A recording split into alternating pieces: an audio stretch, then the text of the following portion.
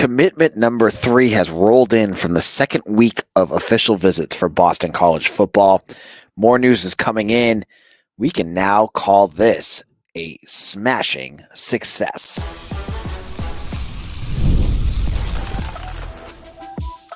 You are Locked On Boston College, your daily podcast on the Boston College Eagles.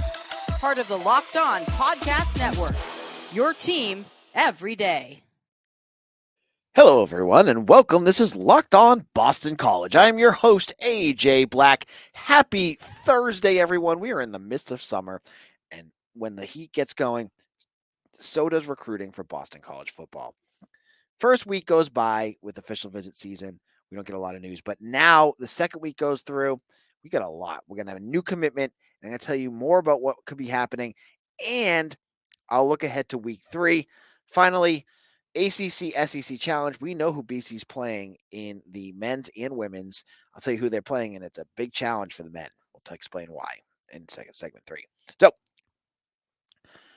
before today, we knew that there were 2 commitments from this past week. We knew Samaj Fleming, the speedy wide receiver from Edgewater, Florida, a 3-star wideout, had committed to BC.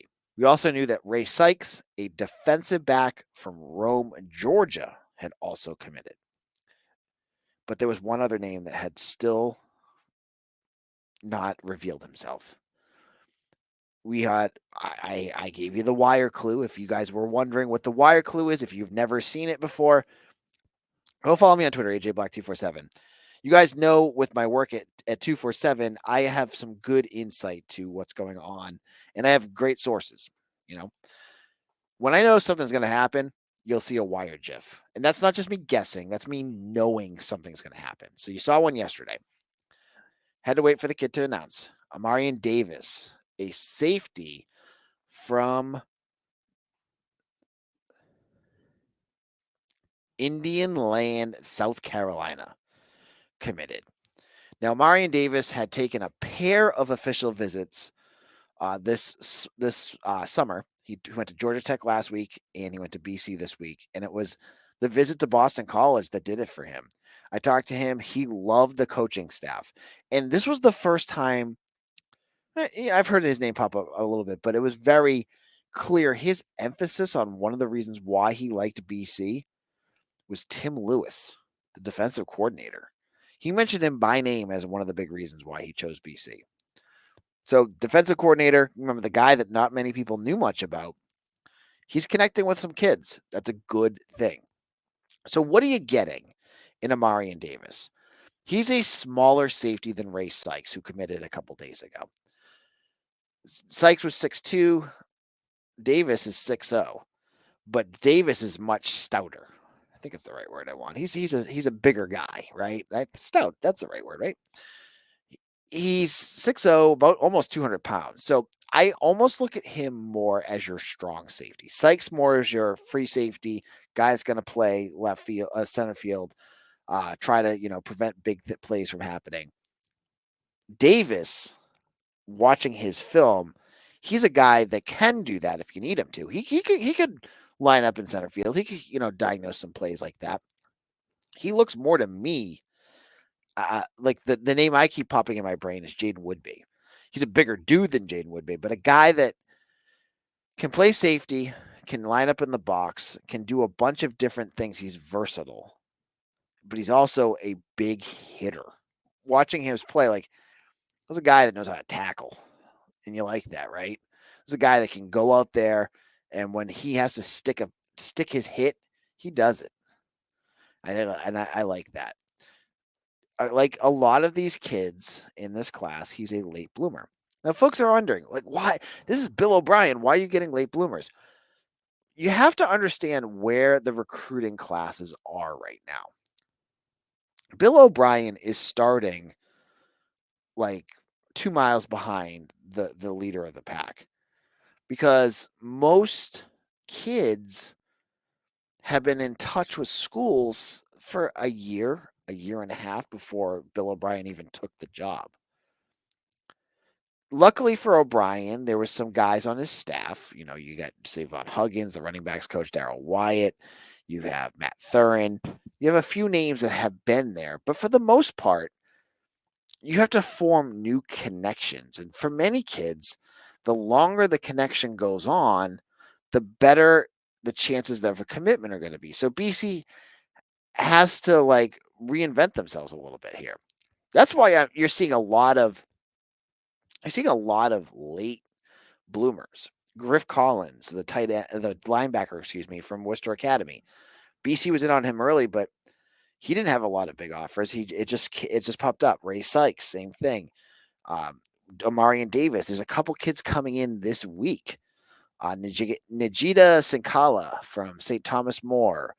Um, there is a couple other defensive backs. Ashton Cunningham. These are all kids that don't have a ton of offers because BC is trying to get in where they can.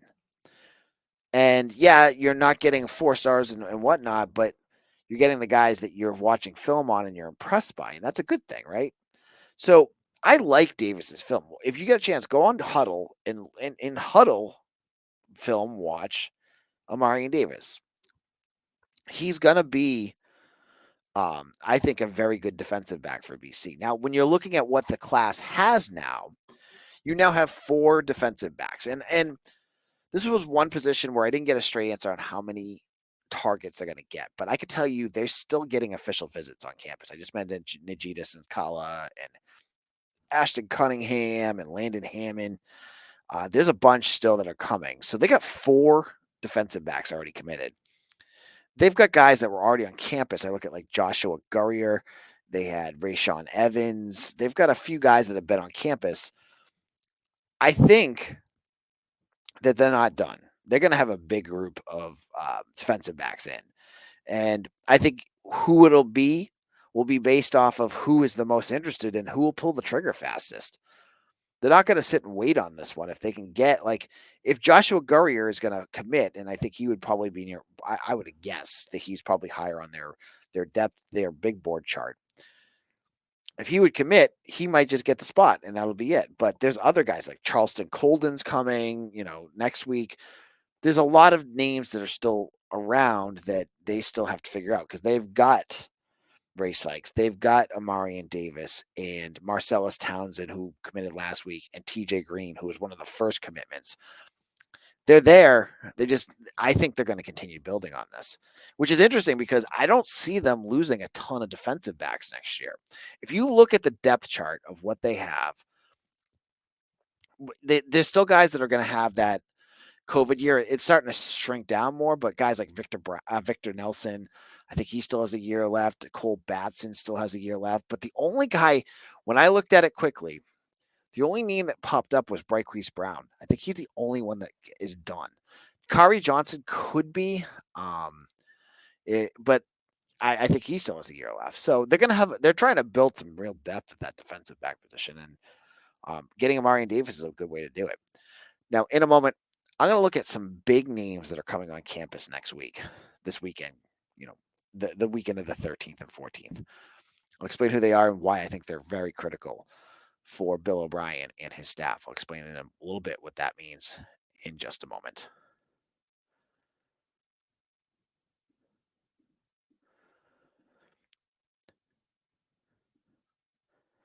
Game Time makes NBA final tickets even faster and easier. I'm recording this in the middle of the Celtics game. I'm a Boston guy. What am I doing? I wouldn't be recording this if I were at the Celtics game. And if I were to go to the Celtics game, if it was in Boston, I would be using Game Time to get my seats. With killer last-minute deals, all-in prices, view from your seat, and the lowest price guaranteed, Game Time takes the guesswork out of buying NBA tickets. The way you look, you can find your tickets. You can find most of them have all-in prices, which means there's no hidden fees. And with their ticket viewfinder, you're going to know exactly where you're sitting. No surprises. Everything's out there in front of you. And that's what I love about Game Time. So you need to check them out as well. Make sure to download the Game Time app, create an account, and use code LOCKEDONCollege for $20 off your first purchase. Terms apply. Again, create an account and redeem code LOCKEDCOLLEGE for $20 off your first purchase. Download Game Time today. Last minute ticket prices guaranteed.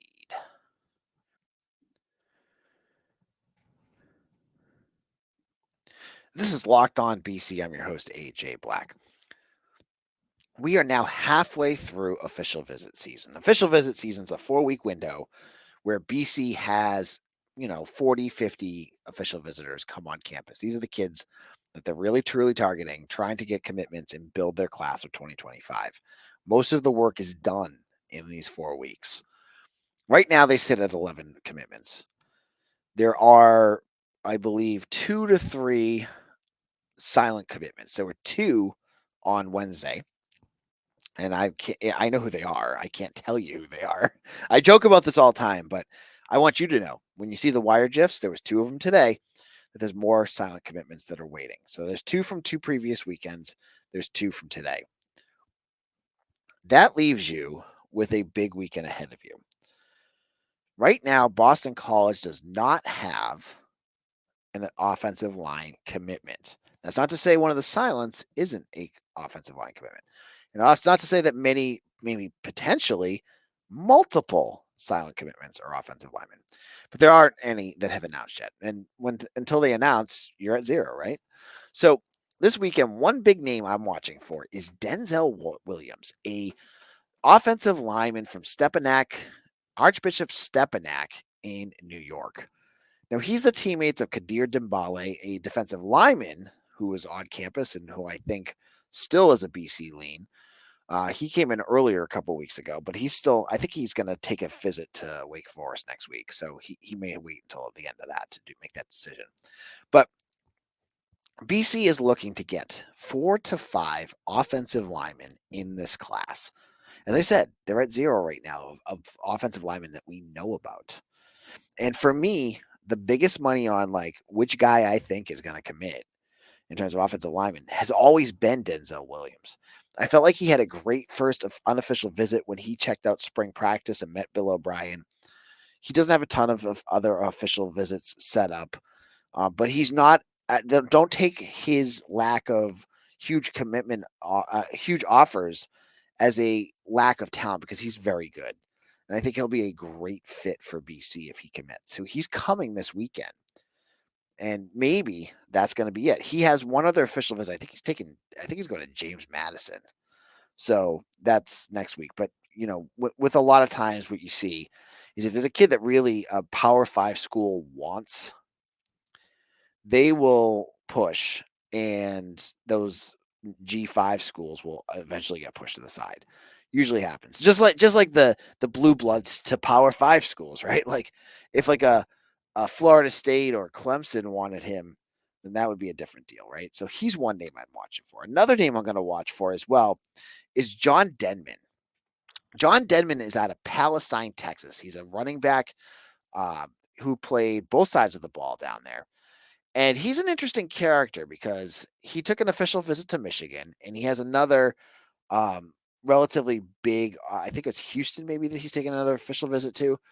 But what's interesting about him is that BC already has 2 running backs committed. They have Mackay Dodd from Catholic Memorial, and they have Nolan James from DePaul Catholic. Now, I was told that BC was going to take 2 running backs, but they might make it. They said that if there's the right guy, they would take extra running backs. And one name that popped up was John Denman. This is a guy that they really, really like. So you have 2 running backs now. You may go to 3 if you can get yourself John Denman. He's from Texas. So, of course, Darrell Wyatt is all over this. But you also have to credit Savon Huggins, the offensive staff. This is going to be one to watch for. I believe Michigan State already has Jace Clarizio as a running back. So he didn't commit after going there. And, when it's a better school, Michigan State's in a better spot than BC, obviously. They maybe there's a chance that BC can land him. He's a big physical running back. I would love to see Denman land here. So he's someone else I'd watch for. And finally, the last name I think everyone's watching for is edge rusher from Noblesville, Indiana, Israel Aladapapu, who is a name that I'm surprised hasn't popped yet for either BC or another school because He's a very good edge rusher, and he got a lot of attention during camps. I know Notre Dame took a really good look at him. Indiana had him on campus. Oklahoma State had him on campus. I think he's a BC lean, and that's not just me spitballing here. That's based off of things I've heard, buzz on the street, that kind of stuff. I think he might end up at BC, and I think it may come down to it this weekend, like where maybe we find out that he does commit to BC. Um, BC does not have any edge rushers yet. They've had some guys on campus. As I said, Dembele was there. I think he's going to be more of an interior defensive lineman. But Nathan Nagandoro of Canada was here last week. They've had some guys on campus, but they have not landed one yet. Love to see one end up committing to Boston College. And I think Aladapupu, and I apologize, I'm probably botching his name up, Israel, he might be one with the best chances of them landing him. And I know they're going for 2 or 3 of these types of guys. So it would be nice to get that going. You want to see the offensive line get going. You want to see the edge rushers get going. But those are the 3 big names that I'm just like waiting for. There's other guys coming too, like DJ Johnson, a tight end.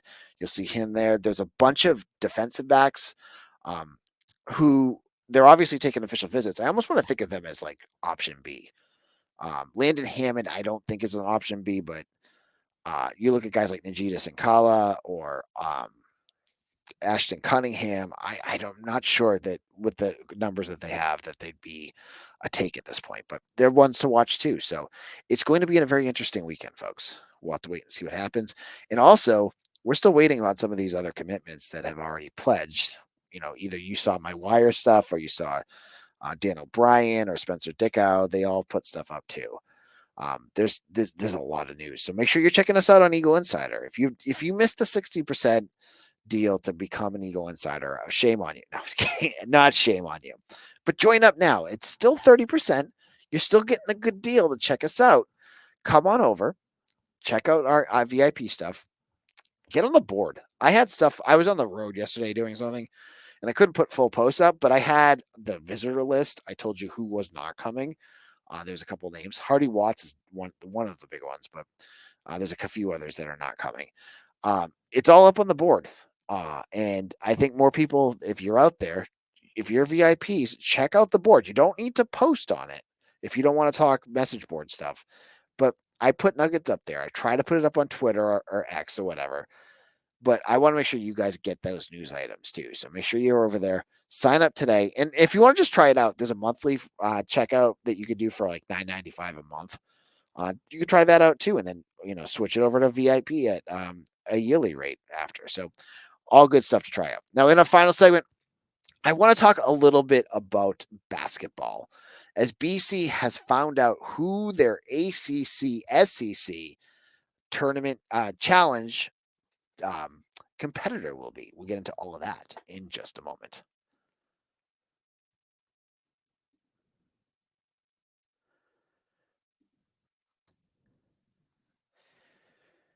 This is Locked On Boston College. I'm your host, AJ Black. The ACC and SEC started their in-season challenge last year after the Big Ten moved on away from ESPN, and ESPN needed a partner for their ACC. So why not give them the partner that they already pay for with the SEC? This last year, we saw BC play Vanderbilt in their first inaugural ACC SEC challenge. A game BC basically beat the brakes off of the Commodores. They smoked them. Whatever you want to say. They beat them pretty easily. Now, Boston College is basically stripped to the bones. They have a few guys, Chaz Kelly, Donald Hand, Jaden Hastings. They got only a few guys left. And then a bunch of guys from the transfer portal. They're getting ready for next year. And they got their draw of who they're going to play in the ACC SEC Challenge. And that draw is against the South Carolina Gamecocks. And this game is going to be played at Boston College. Now, South Carolina was a tournament team last year. I don't know how they matched this up because there was, I looked at what teams could be more like around BC's level. And I was like, oh, maybe someone like Georgia who was in the NIT. They might be a good fit. Nope. You get 24-8. You get 26-8, excuse me, South Carolina, who lost in the first round of the NCAA tournament against Oregon. That's a tough pull. And I'm not going to get into what their team is and whatnot, but their coach is very good. Lamont Paris, I think he's a good coach. This is a tough draw for BC. I was hoping for Mississippi State, Georgia, something like that. That's an easier draw for BC because I just get a feeling that this year they need as many gimme games as they can get because I'm not sure how good this team is going to be.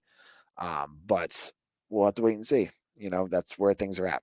Now, women's, they get Arkansas. They play the Pigs. And I'm not sure. I don't know much about them, so I'm not even going to say.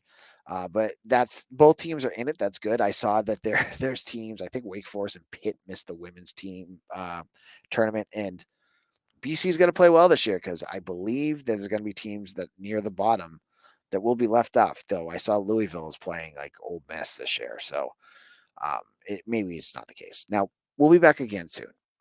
As I said, we're on a vacation schedule right now. When news breaks, I'm going to go and I'm going to record. If it's 5 episodes a week, I'm a sadist, folks. I love talking about BC and I don't want to wait when there's news. Now, if it's quiet, I'm going to take my time. I'm going to take some AJ time here.